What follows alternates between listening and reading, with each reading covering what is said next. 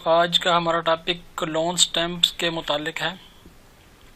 असल में clone stamp भी तकरीबन वैसे ही काम करता है जैसे हीलिंग बुरश टूल जो है वो काम करता है, लेकिन क्लोन स्टैम्प का इस्तेमाल आप थोड़ा सा डिफरेंट तरीके से भी करेंगे। हम अपने पास एक तस्वीर को यहाँ पे ओपन कर लेते हैं कंट्रोल ओ के ज़रिए, और तस्वीर हमारे पास ये वाली है। ये एक नेचुरल तस्वीर है, आबशार इसके अंदर आपको नज़र आ रही होगी। ओके, अब क्लोन स्टैम्प करता क्या है, पिक्सल टू पिक्सल आपका डाटा जो है उसको कॉपी करके दूसरी जगह पे लेके जाता है, लेकिन इनका इस्तेमाल भी वैसे ही है जैसा कि हीलिंग बुरश टूल का था। हम क्लिक से कोई जगह को कॉपी करेंगे, मसलन जिस तरह हमारे पास ये आबशार यहाँ पे बनी है, हम इसी तरह की एक आबशार यहाँ पे भी बना सकते हैं। और उसका तरीक़ाकार क्या है कि हम क्लोन स्टैम्प को एस से एक्टिवेट करते हैं। आप कीबोर्ड से एस को प्रेस करेंगे, एस को प्रेस किया तो क्लोन स्टैम्प एक्टिवेट हो गया।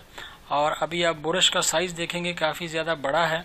मैं फ़र्ज़ किया बुरश का साइज़ यहाँ पे 50 या 40 के करीब कर लेता हूँ। ये मेरा साइज़ हो चुका है।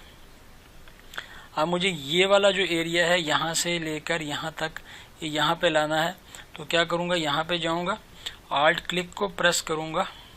आल्ट को प्रेस करते हुए माउस के क्लिक को करूँगा, लेफ़्ट साइड वाले क्लिक को, यहाँ पे आके मुझे इसको यहाँ पे करना है।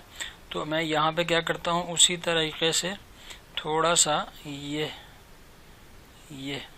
मैंने किया, इसको नीचे की तरफ ला रहा हूँ। नीचे की तरफ ला के जितना ये आ सके, जितने पिक्सल इसने वहाँ से उठा लिए उतने ये यहाँ पे हमारे लिए पेस्ट कर देगा। मैं माउस को सिर्फ क्लिक के ज़रिए, देखें यहाँ पे पिक्सल ख़त्म हो गए, तो हमें दोबारा फिर जाना पड़ेगा यहाँ पे, और आल्ट क्लिक करने के बाद हमें फिर इधर वापस आना पड़ेगा, और माउस के क्लिक को यहाँ पे हम सिर्फ क्लिक करते जाएंगे या माउस को चलाते रहेंगे। पिक्सल यहाँ पे दोबारा एक दफ़ा फिर ख़त्म हो गए। हम ये वाले पिक्सल यहाँ से भी उठा सकते हैं। आल्ट के ऊपर क्लिक करेंगे, आल्ट क्लिक करेंगे, और यहाँ पे ये देखें फिर पिक्सल ख़त्म हो गए। हम यहीं पे दोबारा जाते हैं और यहाँ से पिक्सल उठाते हैं और नीचे तक इसको ले आते हैं। ये अब अगर हम दोबारा यहाँ से पिक्सल उठाएंगे और यहाँ पे प्रेस करेंगे तो ये तकरीबन उसके जैसा हो जाएगा। तो आपके सामने क्लोन स्टैम्प ने क्या किया कि वहाँ से डाटा को कॉपी किया आल्ट क्लिक के ज़रिए, और यहाँ पे सिंपल आपके माउस के मतलब है कि आप उसको सिर्फ ड्रैग करते हैं तो वो काम हो जाता है। और भी आप इससे मज़ीद काफ़ी सारे काम कर सकते हैं।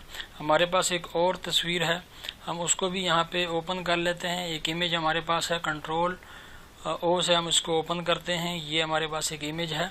हम फ़र्ज़ किया इसको यहाँ से, इसकी यहाँ से ये टांगे वगैरह यहाँ से ख़त्म करना चाहते हैं, तो हमेशा याद रखें कि हम उस इमेज पे काम नहीं करेंगे बल्कि इमेज की कॉपी बनाएंगे कंट्रोल जे से। कंट्रोल जे से इसकी कॉपी बनेगी।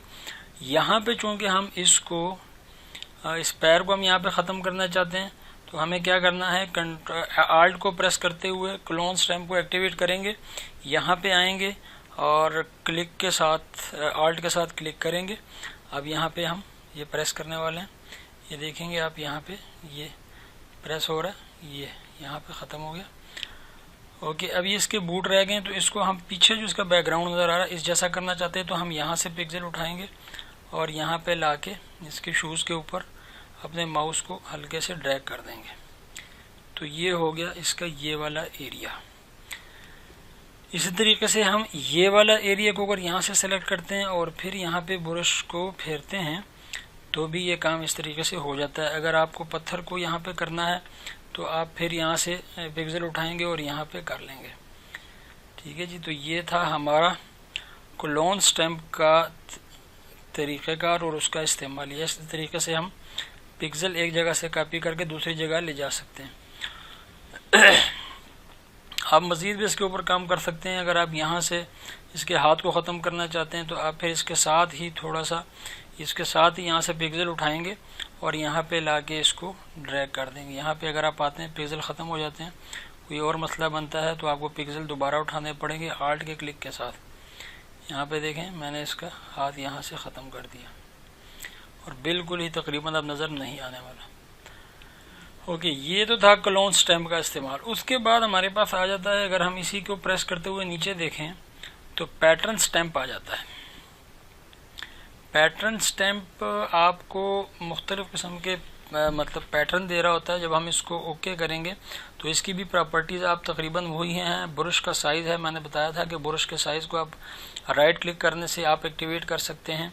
आप यहाँ से भी बढ़ा सकते हैं और आप कीबोर्ड से जो हमारी ये वाली ब्रैकेट है, जिस तरह यहाँ पे मैं ये वाली ब्रैकेट आपको लिख देता हूँ। इसका मैं साइज़ को थोड़ा सा कम कर लेता हूँ ताकि नज़र आती रहे। ये वाली ब्रैकेट, ये अगर आप प्रेस करेंगे, सिर्फ इसी को प्रेस करना है तो भी आपके ब्रश का साइज़ बड़ा होता चला जाएगा। इसी तरह अगर मैं ये वाली ब्रैकेट जो है इसको प्रेस करूँगा तो फिर ब्रश का साइज़ जो है वो छोटा होता चला जाएगा।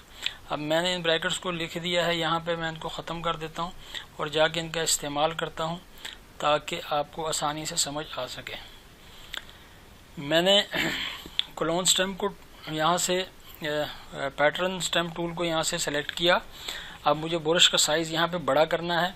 आप गौर से देखिएगा, मैं इस जो हमारी बड़ी ब्रैकेट होती है इसको प्रेस करूँगा तो ये देखें कर्सर का साइज़ आपको फैलता हुआ नज़र आएगा। ब्रश का साइज़ अगर आप प्रॉपर्टी बार के अंदर देखें तो 300 के ऊपर चला गया।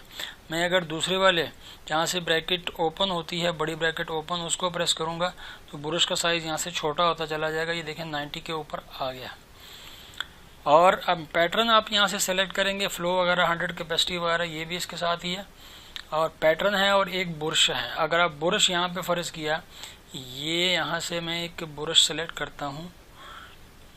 मैं क्या करता हूँ कि ये वाला एक बुरश सेलेक्ट करता हूँ और यहाँ से पैटर्न मैंने ये वाला सेलेक्ट किया हुआ स्टोन्स का पैटर्न है। और यहाँ पे मैं अगर इसको फेरूँगा तो आप देखेंगे कि यहाँ पे काफ़ी सारे बैकग्राउंड को रिमूव करेगा। बुरश के साइज़ को फिर अगेन बड़ा करते हैं और ये आप देखेंगे कि यहाँ पे काफ़ी सारे स्टोन जो हैं वो पैदा हो जाते हैं। इसी तरह आप मज़ीद आप देखें पैटर्न के अंदर काफ़ी सारी चीज़ें हैं, बबल्स हैं। आप बबल्स के ऊपर डबल क्लिक करते हैं, बाहर आप आके देखेंगे आप बैकग्राउंड के ऊपर या किसी भी इमेज के ऊपर आप इसको अप्लाई कर सकते हैं। और क्या है जिसके अंदर, और इसके अंदर भी रिंकल्स हैं। रिंकल्स को देखते हैं। ये मैंने ब्रश ये वाला सेलेक्ट किया हुआ है। मैं ब्रश को यहाँ से चेंज भी कर सकता हूँ। मैं सिंपल ब्रश यहाँ से ले लूँ तो इसका जो ब्रश का डिज़ाइन है वो भी चेंज हो जाता है। देखिए मैं सिर्फ यहाँ पे इसको क्लिक कर रहा हूँ तो क्लिक करने के साथ ही इसका जो, अब मैं अगर नीचे से ये वाला एरिया है इसको मैं सारा इस तरह का बनाना चाहता हूँ तो देखें पूरा एरिया इस तरह का बन गया। ये था पैटर्न टूल और पैटर्न टूल का इस्तेमाल और क्लोन स्टैम्प टूल का इस्तेमाल। तो उम्मीद करता हूँ कि आज की वीडियो आपको पसंद आएगी। आप मेरे चैनल एक्सेल मज़ा को सब्सक्राइब करें, कमेंट्स करें और लाइक करें। फेसबुक पे हमें ज्वाइन कर सकते हैं एक्सेल मज़ा के पेज के ऊपर। आज के लिए इतने काफ़ी। अल्लाह हाफ़िज़।